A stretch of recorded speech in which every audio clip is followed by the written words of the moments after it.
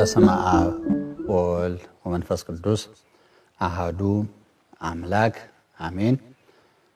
የተወደዳችሁ የልዑል እግዚአብሔር ቤተሰቦች የእመቤታችን የቅድስት ድንግል ማርያም ወዳጆች በልዑል እግዚአብሔር ስም እንደምሰነበታችሁ በቸርነቱ የጠበቀን በልዩ ልዩ ጎዳና መግቦቱን ሳያቋርጥ የሚመግበን ለነፍሳችንም ለስጋችንም የሚያስብልን ልዑለ ባሕርይ እግዚአብሔር አምላካችን ስሙ ከአጽናፍ እስከ አጽናፍ የተመሰገነ ይሁን።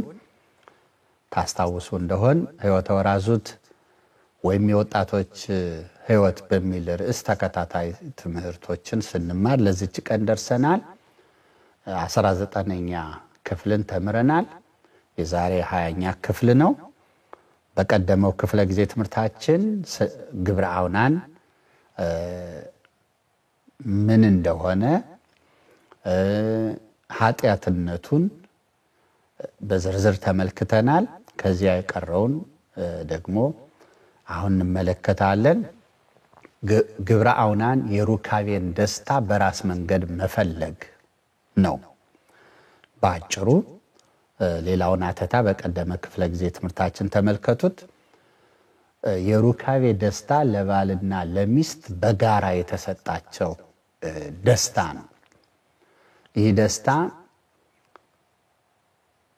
እንደውም አንዳቸው ለአንዳቸው ሲሉ አንዱ ሌላውን ለማስደሰት ሲሉ የሚፈጽሙት መሆን አለበት። በዚያው መንገድ ነው ራሱ የሚደሰተው እንጂ ሰው በዚህ ራሱን ማዕከል አድርጎ ልደሰት ብሎ ከገባ የኑሮ አጋሩን ደስታ ከግምት ውስጥ አያስገባም። ስለዚህ ነው ቅዱስ ጳውሎስ ያገባ ሚስቱን እንዴት ደስ እንደሚያሰኛት ያስባል የሚለው። እኔ እንዴት እደሰታለሁ ብሎ ጋብቻን መፈጸምና ሚስቴን ደስ ለማሰኘት ብሎ ጋብቻ መፈጸም የተለያየ ነው። ታዲያ ሰው እንዴት ራሱ ሊደሰት ይችላል የሚል ጥያቄ ሊያስነሳ ይችላል። ሰውማ ሊደሰት የሚችለው ሌላውን በማስደሰት ነው። ደስታ ደስታን ይከፍላል። ደስታ ደስታን ያመጣል። የሌሎች ደስታ ለራስ ደስታ ያመጣል። ከዚህ የተነሳ ዓላማ መሆን ያለበት ሌላውን ማስደሰት ነው። ሚስትን ለማስደሰት ማሰብ ለራስ ደስታ ያመጣል። ባልን ለማስደሰት ማሰብ ለራስ ደስታ ያመጣል። እና ስለዚህ ደስታ ለመስጠት በደስታ ማድረግ ያስፈልጋል። ደስታ ለመስጠት በደስታ በሐዘን አይደለም። እግዚአብሔር በደስታ የሚሰጠውን ይወዳል ይላል። እና ያንን ከግምት ውስጥ ማስገባት ያስፈልጋል። የግልን ደስታ እያሰቡ መጓዝ ግን ራስ ወዳድነትን በውስጥ ማበልጸግ ይሆናል። ስለዚህ ሩካቤ የጋራ ደስታ ነውና ያንን እያሰቡ በሕጋዊ መንገድ ብቻ ከሩካቤ የሚገኘውን ደስታ መፈለግ ያስፈልጋል። ውስጡ እንግዲህ አመክንዮ ነው፣ ፍልስፍና አለው፣ የሃይማኖት ፍልስፍና ሐሳብ አለው። ያን ሐሳብ በጥልቀት መረዳት ያስፈልጋል።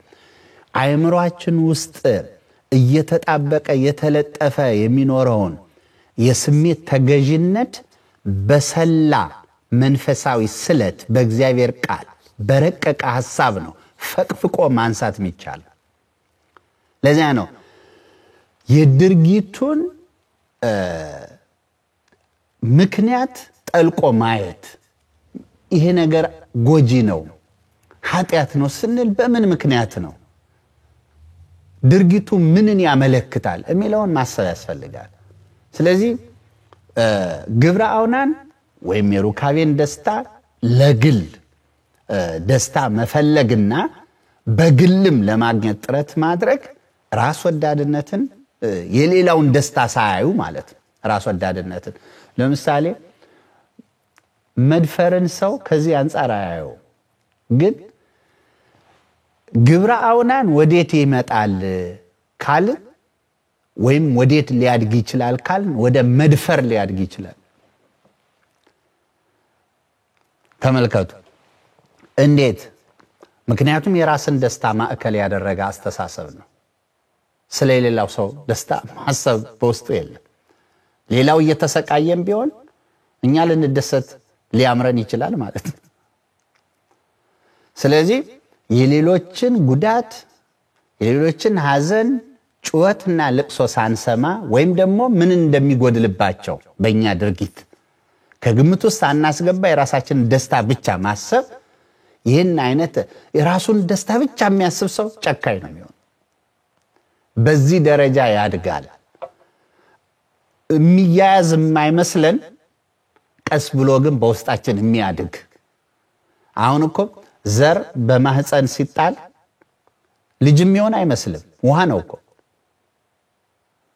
ግን ሙሉ አካል ያለው ሆኖ ይወለዳል ህፃን ልጅ ሲወለድ አድጎ ትልቅ ሰው የሚሆን አባት እናት የሚሆን ይመስላል አይመስልም እኮ አሁን እንደዚያ ነው ማሰብ ያለብን ይህ ድርጊት እድል ባለማግኘቱ በዚያው ሊቀር ይችላል ያው ተግባር ሆኖ ሊቀር ይችላል ግን እድል ሲገኝሳ እያደገ ይመጣል ሁኔታዎች አጋጣሚዎች የተመቻቹ ሲሆን እያደገ ይመጣል ተመልከቱና ስለዚህ ይህንን የግል ደስታ መለማመድ አምላካችን ደግሞ በአስተምህሮቱ ግላዊነትን ከውስጣችን እንድናወጣ የብቻዬ ደስታ የሚል ነገር ከውስጣችን እንድናወጣ ነው የሚፈልገው ለምን የግል ደስታ የፍቅር ተጻራሪ ነው አንደኛ ቆሮንቶስ ምዕራፍ 13 ላይ ፍቅር ብቻዬን ይድላኝ አይልም ፍቅር ብቻውን መደሰት አይፈልግም ብቻ የመደሰት ፍላጎት እንዲያድርብን እንዲዳብርብን በውስጣችን እንዲያድግ ከሚያደርጉ ልምምዶች መካከል አንዱ ግብረ አውናን ነው ስለዚህ እኛ በሃይማኖትም በማህበረሰብም እንደ ባህልም አብሮ መብላት ምናስብ ሰዎች ነን እንደውነቱ ለመናገር ማለት ነው ብዙ ደስታዎቻችንን በጋራ ምናስብ ሰዎች ነን ስለዚህ ምስጢር ሆኖ የተሰጠ የሩካቤ ደስታ ደግሞ ከብዙሃን ጋር የሚደረግ ሳይሆን ከሚስት ጋር የተወሰነ የግል ገንዘባቸው ብቻ ይሆናል ለባልና ለሚስት ብቻ የተሰጠ ይሆናል ያ መከበር ያ መጠበቅ አለበት ስለዚህ ይሄ እንዴት ካስገድዶ መድፈር ጋር ይያዝ እንደሚችል አየን ከዛስ ይሄ ኃጢያት የማይሆንበት ምክንያት ሊኖር አይችልም ዘር ነው ማለት ነው የብቻ ደስታን በመለማመድ የጭካኔ ዘር ነው ይሄ ከዛስ ትዳር እንኳን ያላቸው ሰዎች ሚስታቸውን የሚተውበት ጊዜ አለ ፈቃዳቸውን በዚያ በጎን ካሟሉ ራሳቸውን ካስደሰቱ ሚስቴን አጉድዬባታለሁ ባሌን እኮ አጉድዬበታለሁ አይሉ ማለት እና ባልና ሚስትም ሆነው በዚህ ልማድ የሚኖሩ ሰዎች አሉ ይሄ በቦታ ስለተራራቁ ብቻ አይደለም ሲኳረፉ ሲጣሉ ሲጋጩ ፈቃዳቸውን ሳይፈጽሙ መኖር ይቸገራሉ ፈቃዳቸውን በግብረ አውናንና ይሄን በመሰለ የግል የደስታ መንገድ ይሄዱበታል ከዛ የዚህ ደግሞ ሌላ ጉዳት አለው የጎንዮሽ ጉዳቱ ደግሞ ምንድነው ከተጣሉ የጥልና የጠብ ጊዜው ይራዘማል ቶሎ ወደ እርቅ አይመጡም ለምን ሁለቱም ጎዳናቸውን ይዘው ይሄዱ ነው የራሳቸውን እና ወደ ሰላም ወደ እርቅ ለመምጣት ጊዜ ይወስድባቸዋል እና የግል ደስታን ማዳበር ስለሆነ ትክክል አይደለም በጣም የሚያስደንቀው የኦሪዮን ታሪክ ኦሪዮን ወታደር ነው የዳዊት ወታደር ነው እና በዘመቻ ሳሉ የጦር ነገር ልጠይቀው ነው ብሎ ኦሪዮን አስጠራው ንጉስ ዳዊት ከዚያ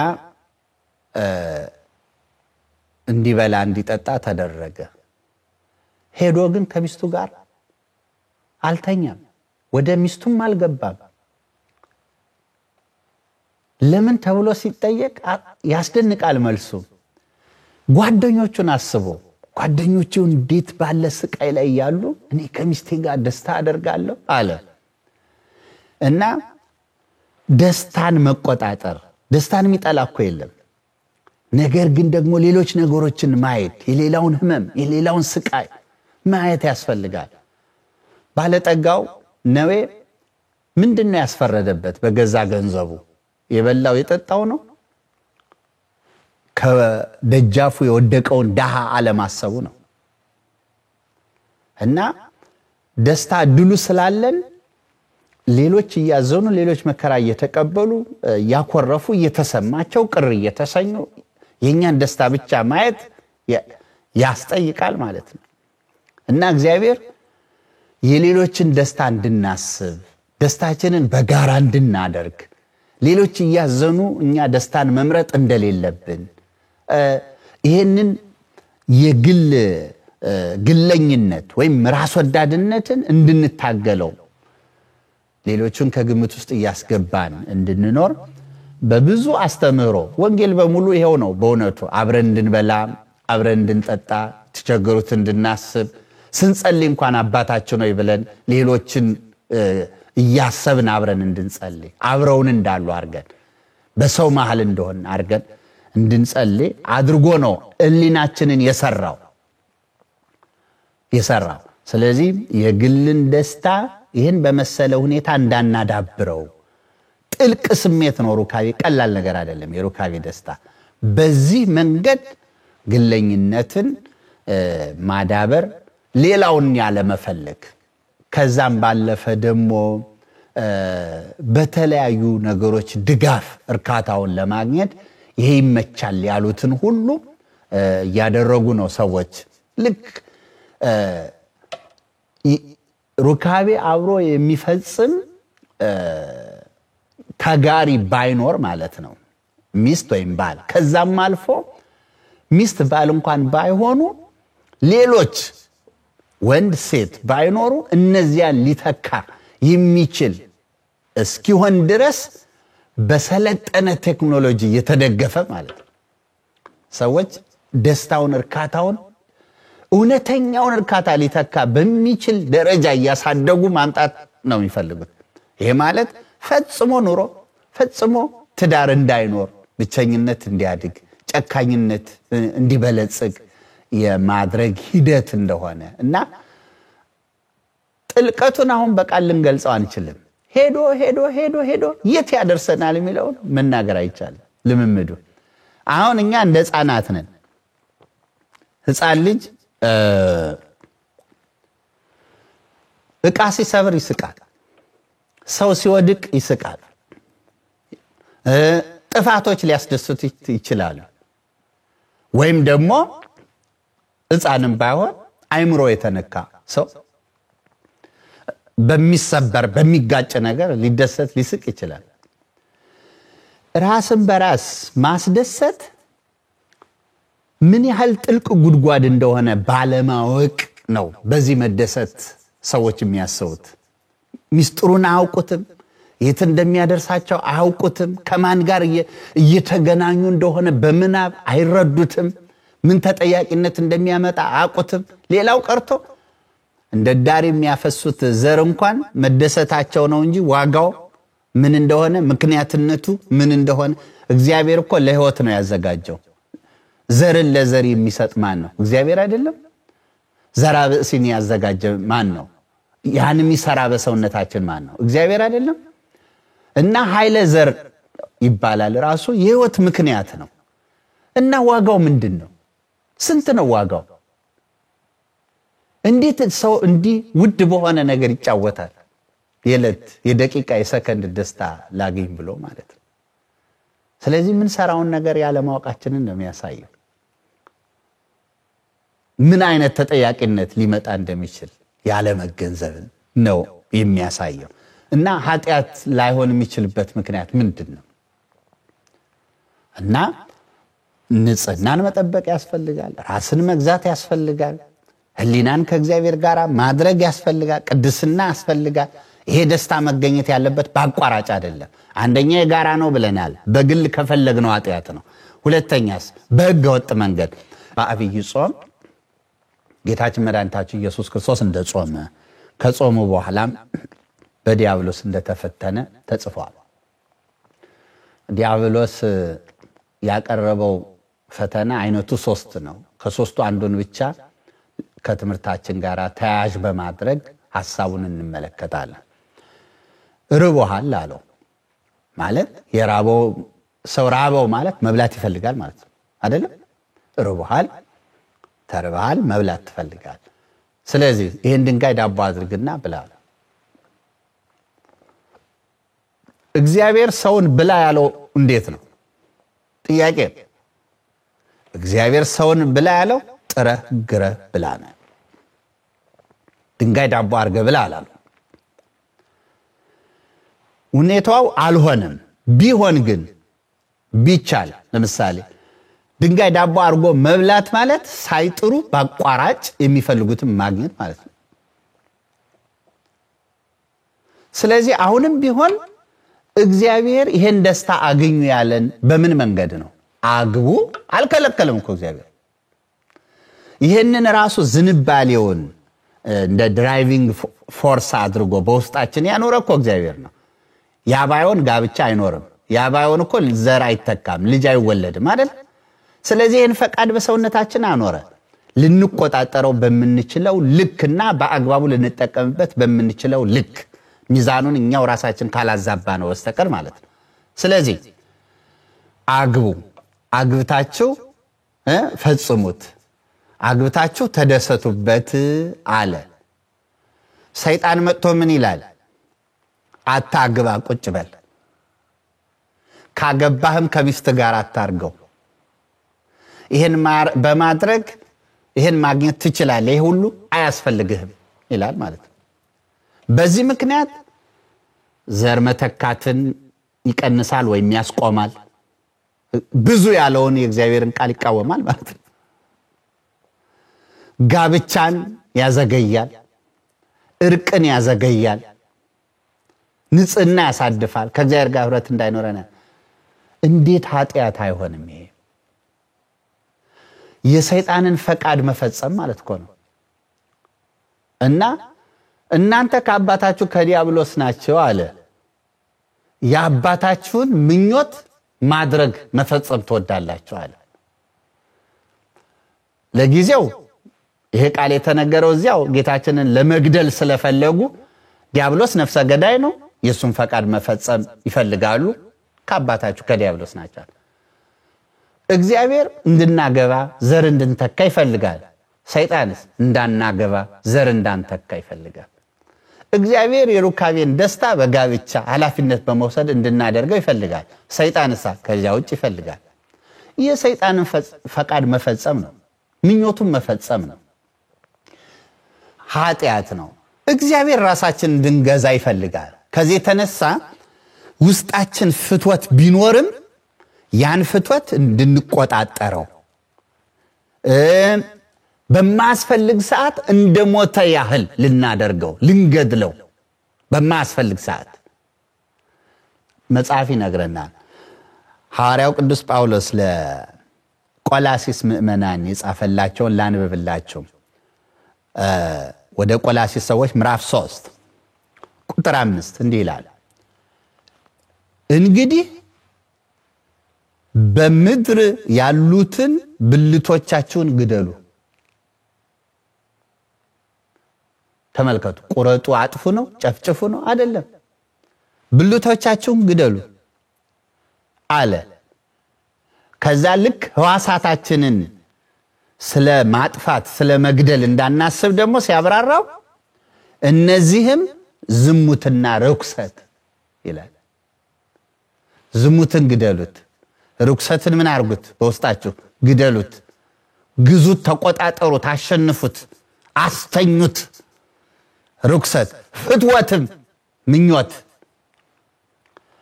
ክፉ ምኞትም ጣዖትንም ማምለክ የሆነ መጎምጀት ነው ይላል። አያችሁ እንዴት ምኞት፣ ክፉ ምኞት፣ በህገወጥ መንገድ ደስታን መሻት ይሄን እንዴት አብሮ እንደዘረዘረው። ስለዚህ የሚጠበቅበት አንድ ክርስቲያን ሰውነቱን መቆጣጠር፣ ራሱን ማሸነፍ የሚጠበቅበት ይሄ ነው እና ገድል ውስጥ መግባት አለበት። ገድሉ ከራሱ ጋር ነው፣ ከስጋ ፈቃዱ ከፍትወቱ ጋር ነው ገድሉ መሆን ያለበት እና አጋዥ አለው። ምን አለው? እግዚአብሔር በልኩ ማስተንፈሻ ሰርቶለታል። በፍትወት ከመቃጠል ምን ይሻላል ይላል? መጋባት። ተጋብቶ የሚፈጽመው ያህል ለሰውነቱ በቂ ነው ማለት ነው። ከዚያ በላይ ያለው ትርፍ ነው እና ትርፍ ማጣት ብቻ አይደለም ሰዎችን በግብረ አውናን እንዲኖሩ የሚያደርጋቸው፣ ከተፈቀደው በላይ መሻትና አለመርካት ነው። ያጧሉ፣ እውነት ነው። ትዳር የዘገየባቸው ማግባት እየፈለጉ ማግባት ያልቻሉ፣ ቀርቦ እንጋባ የሚላቸውን ያላገኙ፣ አግብተው የሞተባቸው፣ በልዩ ልዩ ሁኔታ በህመም በእስራት በቦታ በመራራቅ በመሳሰለው ሁኔታ ከባልና ከሚስት አብሮ መኖር ያልቻሉ ይሄንን መፈጸም እነዚህ ትክክል አይደለም። ግን ደግሞ ይሄ ቸግሯቸዋል የሚባል ነገር አለ። ያንዳንዶችስ ሁሉ ነገር ሞልቶላቸው ሁሉ ነገር ተሰጥቷቸው ከዚያ አልፎ በመሄድ አልጠገብንም፣ አልረካንም፣ አልተደሰትንም በማለት ማለት በትርፍ በመሄድ እና ይህ ኃጢአት የሚሰራው በአንድ ምክንያት ብቻ አይደለም ለማለት ነው። ስለዚህ ብዙ ገፊ ምክንያቶች አሉት። ይሄንን ከግምት ውስጥ በማስገባት በእውነቱ ራስን መቆጣጠር ያስፈልጋል እና እንደ ሕፃን ልጅ መሆንና ደስታ በማስገኝ ነገር እደሰታለሁ ብሎ ማሰብ ተገቢ አይደለምና ስለዚህ ጉዳት አለው።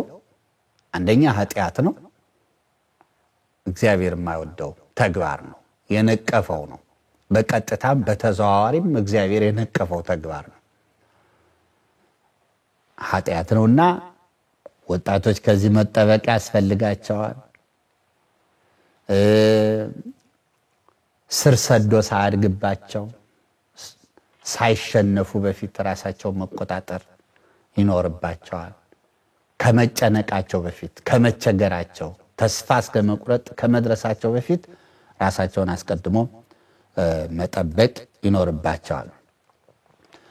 ምክንያቱም ይሄ ግብር ቀላል አይደለም ማለት ምን ማለት ነው?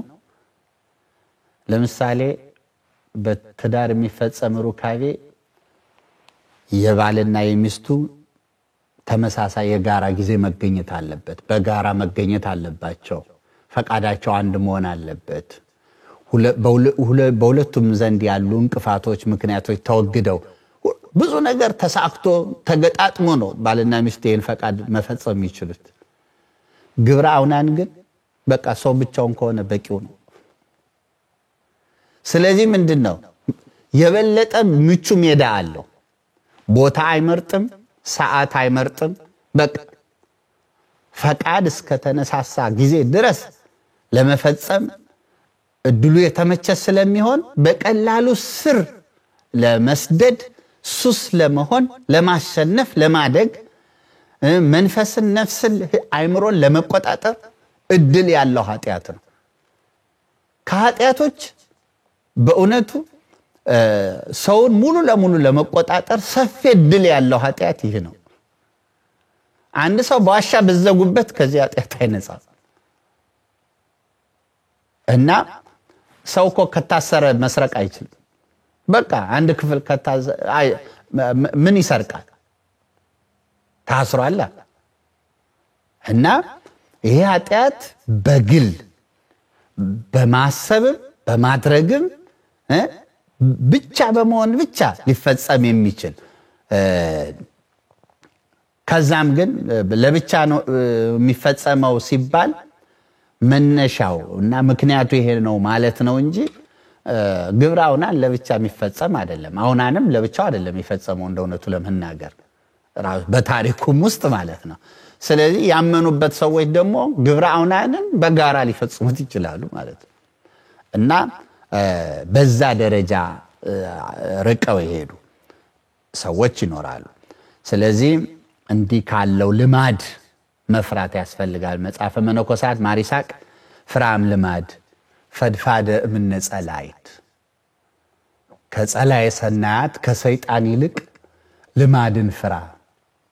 ሰይጣን ቢጾሙ ቢጸልዩ ቢያማትቡ ስመ አምላክ ቢጠሩበት ይሄዳል። ልማድ ግን እንደዛ በቀላሉ ጥሎ አይሄድም። ስለዚህ ኃጢአት ልማድ ኃጢአት ሱስ እንዳይሆንብህ ፍራ እና ንስሐ ብትገባ እግዚአብሔር ይቅር ይልሃል። ሱሱን ልማዱን ግን ማራቅ በእግዚአብሔር ይቅር እንዳለህ ቅጽበት የሚሳካ አይደለም። ፕሮሰስ አለው። በሂደት ነው የምትድነው እና ትፈተናለህ። መልሰህ የመውደቅ ዕድልህ ሰፊ ነው። ተስፋ ትቆርጣለህ፣ ትቸገርበታለህ፣ መከራህን ታይበታለህ እና ከሰይጣን ይልቅ ልማድን ፍራ ይላል። እንደገና ደግሞ ደጋግሞ ከመፈጸሙ የተነሳ ሱስ ከመሆኑም ባሻገር መጀመሪያ መፍራት፣ መንቀጥቀጥ፣ መጨነቅ ሊኖር ይችላል። ድርጊቱ ሲደጋገም እግዚአብሔር በስጋ ይቀስፈኛል በነፍሴ ይፈርድብኛል ማለቱ ይቀርና ይረሳና በቃ ወይም አላየኝም ወይም ተቀብሎኛል ማለት ነው፣ ወይም ከዚህ ውጭ አማራጭ የለኝም ማለት ተስፋ መቁረጥም መድፈርም ይመጣል። የድፍረት ኃጢአት ከድፍረት ኃጢአት አንጻኝ ይላል ነብዩ እግዚአብሔር ዳዊት በመዝሙር 19 ላይ እና የድፍረት ኃጢአት ይሆናል። ስለዚህ ከቤተ መቅደስ አገልግሎት ጋር አብሮ አይሄድም። ከቅድስና ሕይወት ጋር አብሮ አይሄድም። ከፍቅር ጋር አብሮ አይሄድም። ከጾም ጋር አብሮ አይሄድም። ይሄ ተመልከቱ እና በአጠቃላይ በነፍስም በስጋም ጎጂ የሆነ ኃጢአት ነው እና እጅግ በጣም ሊጠነቀቁበት የሚገባ ሰይጣን መሽጎ ይቀመጣል ይሄን በመሰለ ኃጢአት እና ትሩፋታችንን በሙሉ ያባክነዋል። አገልግሎታችን ሁሉ ከእግዚአብሔር ጋር የቅድስና ሕይወትን ባለመኖር እንድንጣላ ያደርግና ብዙ እየደከምን በቱና ይኖረናል፣ ምናኔ ይኖረናል፣ ለጋስነት ቸርነት ይኖረናል። ተመልከቱ ቅንነት በጎ ሐሳቢነት ይኖረናል። ብዙ ተግባር መንፈሳዊ ተግባር ይኖረንና በውስጥ ግን እግዚአብሔርን የምናሳዝንበት መራራ ስር ሐዋርያው ቅዱስ ጳውሎስ እንደሚለው እና በቅሎ የሚያስጨንቅ መራራ ስር በማናችሁም ዘንድ እንዳይገኝ ይላል እና እንዲህ ያለ ክፉ ተክል በውስጣችን አድጎ ሊያስጨንቀን ይችላል። ያ እንዳይሆን እጅግ በጣም ጥንቃቄ ማድረግ ያስፈልጋል። የበለጠ የተሻለው ሰዓቲቱንና ጊዜውን አውቆ ልጆችን እንዲህ ወዳለው ክፉ ልማድ ከመግባታቸው በፊት ከመጠመዳቸው በፊት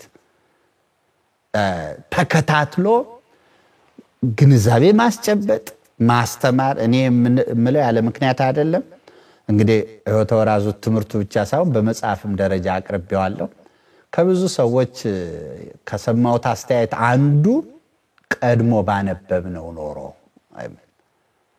የኃጢአቱን ከባድነት ተረድተዋል፣ ተፈትነዋል ሰዎችና ቢያውቁም ዕውቀቱ በቀላሉ ካሉበት ችግር ሊያወጣቸው አልቻለም። ግን ቀድመን አውቀን ቢሆን ኖሮ የሚል ቁጭት አሳድሮባቸዋል። ስለዚህ አሁን ለልጆች ምን መሆን አለበት? ይሄን አይስሙ አይወቁ ብለን ትምህርቱን ብንደብቃቸው ወይም ደግሞ ብናፍር ብንሰቀቅ ባንነግራቸው ግድ ከባህሪያቸው የሚመነጭ ፈተና ስለሆነ ግድ ያውቁታል እና ግን ቀደም ብሎ ግንዛቤ እንዲጨብጡ ማድረግ ቶሎ እንዲመለሱ ወይም ራሳቸውን እንዲጠብቁ የሚረዳቸው መሆኑን መገንዘብ ያስፈልጋል። ኃጢአት ነው፣ ጉዳትም አለው። አሁን ዝም ብለን ጥናት ብናደርግ እንኳን ሚዛናዊ ለመሆን ከሞከሩ በዚህ መልኩ ጉዳት ይኖረዋል ሊኖረው ይችላል አጠራጥረው። ግን ደግሞ በዚህ መልኩ ጠቃሚ ነው እና ጠቃሚ ነው ቢባል እንኳን ጎጅነቱ ይበልጣል። ነገር ግን እንደ ሃይማኖት ትምህርት ደግሞ ጠቃሚ ነገር አይደለም። ይሄን መገንዘብ ያስፈልጋል። ምንም የባለሙያዎች ንግግር በዓለሙ ዘንድ እንደ አምላክ ቃል እምነት የሚጣልበት አይደለም። እግዚአብሔር የሚጠቅምን ነገር አይከለክለንም ከሚል እምነት ጠቃሚ አለመሆኑን መረዳት ይቻላል። ይሄንን ለማስገንዘብ ነው። ቀሪ ነጥቦች ጥቂት አሉ። እነሱን ደግሞ ጨምረን እንመለሳለን። ለዛሬ ቆየን። የሰማነውን በልቦናችን ጽላት ይጻፍልን። አሜን አሜን። አብራ ያሰማን።